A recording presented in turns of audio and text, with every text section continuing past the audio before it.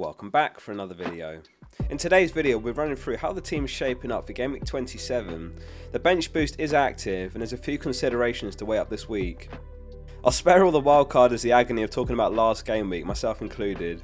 However, it might cheer you up knowing it was actually my lowest game week score ever since I started keeping a record. So Sanchez lost his spot in goal for the first time the week I grabbed him. Henry blanked while the other 4.5 mil Brentford defender scored. March blanked while MITOMA scored on my bench. Captain Saka blanked, Maddison got booked and loads more went wrong. A hilariously bad game week and it was a red arrow to about 1.2 mil, but the bench boost is active and the plan is to have some fun with captaincy in the coming weeks. So let's have a look at how the team's lining up this week. And right before we go through the team, today's video has been sponsored by Fantasy Football Scout. I wanted to run through my custom data tables in the members area which I've made public to everyone. I personally have tables for each position. You can sort the columns, pick game week ranges and compare players. Really fun tool, and I've made all my tables public, so if you search fplfocal you'll find them all. Click the link at the top of the description to try out the members area, and it supports the channel too. So let's get into the team, and in goal it's RAYA, who has a double game week away to Everton, who have 19 goals this season, and then Southampton away, who have 20 goals this season, worst and second worst among all teams. A lot of travelling in store for Brentford this week, heading all the way up to Merseyside before back down to the south coast. It's a good double game week, and I'd be happy with one clean sheet across the two games realistically. Southampton will be high in spirits after taking 3 points from Leicester last week. That said, over the last 6 games, their 4.76 XG is second worst in the league, and their 122.3 minutes per XG is worst in the league. The back three is Zinchenko, Henry and Trippier. It's a Brentford double up in defence, which really underlines the power of the double game weeks rightly or wrongly. Ordinarily, probably not even own one Brentford defender, and it's the first time I've had one all season, and I'll double it up with RAYA. With 2 double game weeks and a fixture in blank game week 28, it is enough to justify the inclusions. Another shock last game week was Arsenal conceding seconds into the match. I was actually at the game and I just sat down at my seat as I watched both Zinchenko and Gabriel's clean sheets wiped out instantly. Quite a sight to watch live, but it was an incredible game. Arsenal are away to Fulham this week, who have been boosted by the return of Mitrovic to the team. Since the restart, Zinchenko's numbers have actually been really impressive. His 15 shots is 4 more than any other defender, and his 12 chances created can only be beaten by Trippier and Alexander-Arnold. When the bench boost is active, I try to be realistic about which players I would bench had it been a regular game week for an honest measurement of the chip's success. Without the chip active this week, Zinchenko would get the nod over Gabriel. At one point it looked like Newcastle would never concede again after that run of 8 games without conceding. They've since conceded in their last 4 games in a row. However, 3 of those were without Bruno Guimaraes during his suspension, and he is back now, and of course the last game they did face Man City away, which is about as tough as it comes. I feel they will come good again in the coming weeks. So the midfield is MITOMA, RASHFORD, SAKA and March. MITOMA vice captain, March captain, more on that in a minute. Well done if you did get MITOMA on McAllister's points last game week. I've got a comparison of the 3 Brighton mids here from my scout table. The situation with the mids is whichever you go for, you're going to have to accept that points will come from the others. Similar situation to how Arsenal have been. If you had Saka and Ødegaard, you still expect Martinelli points and you'll miss out on them. Or if you had Saka and Martinelli, then you expect Ødegaard to return as well. You can't have them all, however this table is over the last 6 game weeks and McAllister is top for expected goal involvement.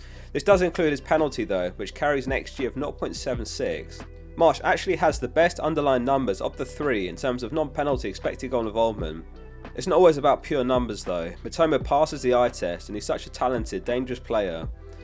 At a disappointing rank, I'm going to back the differential for captain, which is certainly March, and I imagine he'll be almost completely overlooked after last game week's blank. And there's one other statistic to show, which is this one measuring chances conceded since the restart. Crystal Palace and Leeds have conceded 18 chances each down their left flank, which is worse in the league, March's side. So it's locked in, March captain. We talked about the power of double game weeks, and if this were a single game week, there's so many other players we'd normally be looking at for captaincy. Rashford home to Southampton, Saka away to Fulham in midfield, KANE and HAALAND both options as well. Expecting a response from Man United after an upset last game week, but we're going to have to stick with the double game week players for captaincy. It could be a move that comes back to bite, but in game week 29, Saka may leave the team for Fernandes, who has a double game week and better fixtures thereafter, including an expected double in 34 and 37. Long-time subscribers of the channel might remember in pre-season I said that this season Saka breaks the 200 point mark in my opinion. He's on 149 points as it stands with 12 games to play. 4.25 points per game on average would be enough to break it. The front three is Kane, Toney and HAALAND. After a poor result last game week and falling out of the Champions League, Spurs need a result in front of home fans. Spurs perhaps missing Conte and Bentancur in recent weeks.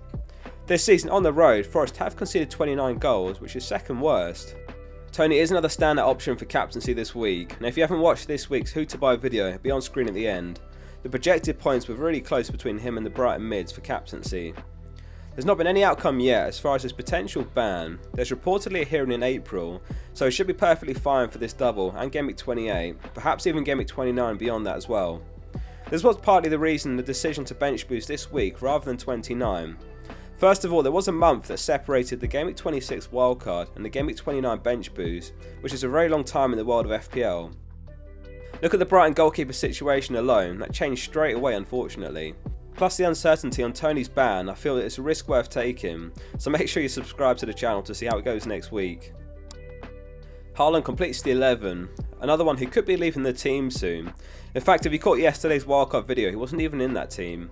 His numbers have dropped off a bit in recent weeks, and Man City don't play in game week 28 or double in game week 29, so there is an opportunity to grab someone like Watkins, TONEY or even Iheanacho if you don't own them. Champions League football is back, and perhaps we see HAALAND get some limited minutes. If the game is wrapped up, it comes as no surprise if he's withdrawn early, around the hour mark. They're 1-1 on aggregate against RB Leipzig and they play on Tuesday. It would be unacceptable for the Man City fans if they were to drop out this early. So the bench boost is active, and on the bench it's Sanchez, Gabriel, Maddison and Botman.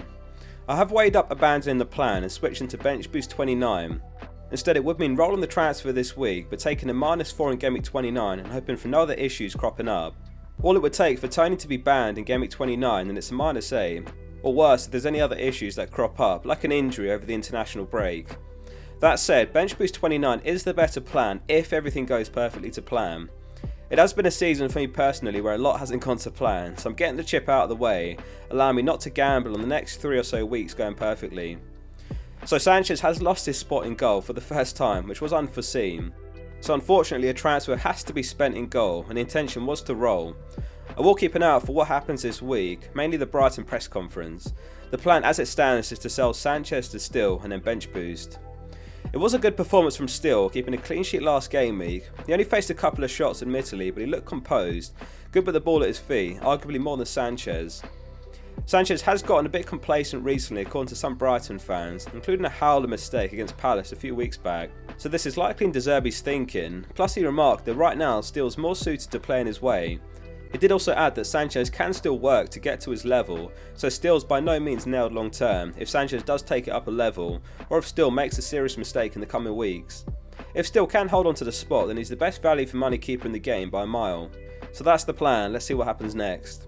Let me know how last game week went for you and what your plan is this week. I read every comment. If you enjoyed the video, please drop it a like and subscribe as well. See you soon for the next one.